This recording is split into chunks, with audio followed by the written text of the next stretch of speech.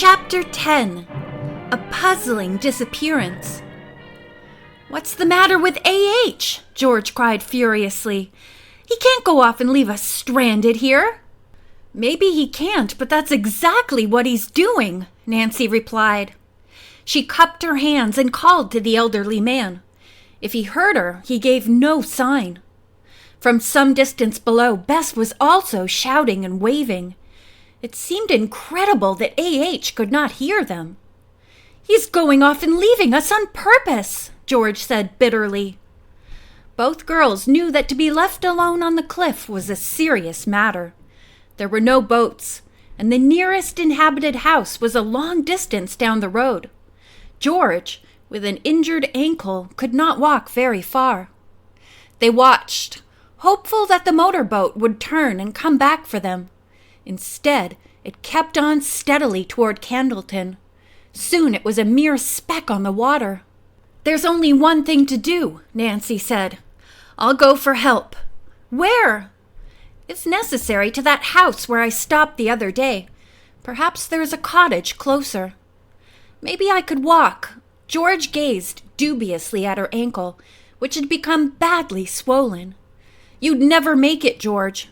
We'd better get you down to Bess. You can wait with her." Nancy supported her friend as they made their way down the rocky hillside. Bess was shocked by George's accident and as puzzled as the others by the sudden departure of A.H. She told Nancy and George that she had decided to take a walk along the shore to stretch after being in the boat so long. Suddenly, to her horror, the elderly man sped off. After telling Bess of the plan to go for help, Nancy overruled her offer to go along. "No, you stay with George," she urged. The sun was still high overhead and beat down upon the rocks. As Nancy set off to bring help to her friends, she could not stifle a feeling of resentment toward Amos Hendrick.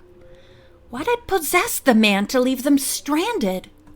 He must have had some reason, she thought. I don't believe he would abandon us on purpose. Nancy stopped short. She was facing the front of the deserted cottage. The door was flapping in the wind. "That's funny," she thought. "I know I latched that door." A dark shadow flitted around the side of the cottage. Had someone left the house? Or was that the figure of an animal? It must have been my imagination, Nancy decided. But just to make certain, I'll walk over there and find out. The weather-stained cottage was as abandoned-looking as when she had seen it before. Again she knocked. Again no one appeared. Once more she pulled the door shut and tested the latch to be sure it would not open again. Before leaving, Nancy hurriedly circled the house, but saw no one. Yet she was uneasy. The wind couldn't have opened the door, she reflected. And that shadow. In a hurry to reach Candleton, Nancy did not want to waste time. Striking out in what she judged to be the right direction, she was relieved to come upon a path which led out to a dirt road.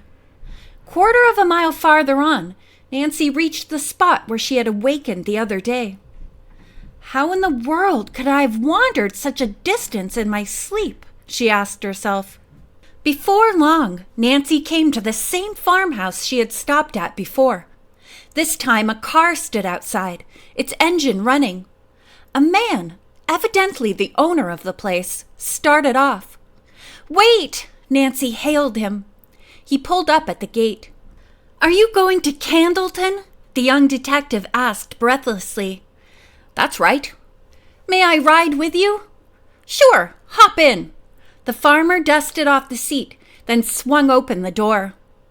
As the car jounced over the rough road, Nancy told the driver what had happened, explaining that she meant to hire another boat and return to the cliff for her stranded companions. "By the way, who lives in the cottage on the cliff?" she inquired, hoping to pick up some useful information. "Why, nobody." "I mean, who were the occupants before the cottage was abandoned?" "Sorry, but I don't know. My wife and I came here only a few months ago. We don't get around much or see any of our neighbors. too busy trying to make a living from our farm. He soon reached Candleton, and at Nancy's request, the farmer obligingly dropped her off at the waterfront. He would accept no payment for the ride, insisting that it had not inconvenienced him, and he had enjoyed talking with her. Nancy hastened to the wharf where she had rented the motorboat. She saw that the craft in which A.H. had abandoned them had been returned. But where was he? The young detective asked the owner of the boat if he had seen Mr. Hendrick. "Sure, he came in about an hour ago," the man replied. "Did he leave any message or give any reason for going off in the boat and deserting my friends and me at Bald Head Cave?" "Why, no.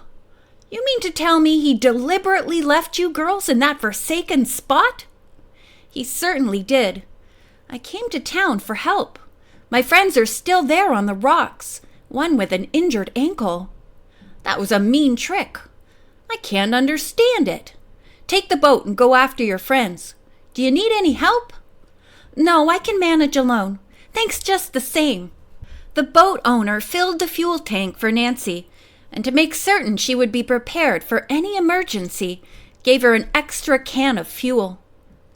Although visibility was good on the water, late afternoon shadows were beginning to darken the coast. At full speed, Nancy proceeded to Bald Head Cave, anxiously scanning the shoreline for a glimpse of her friends. To her relief, she saw a flash of color amid the rocks at the base of the cliff. George and Bess were waiting for her on the beach.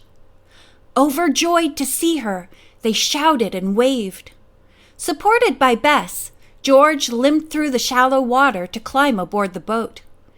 "We thought you'd never get here," Bess sighed. "Did you see A.H. while you were in Candleton?" Nancy shook her head. "Just wait till I meet him again," George said angrily. "I'll tell him a thing or two."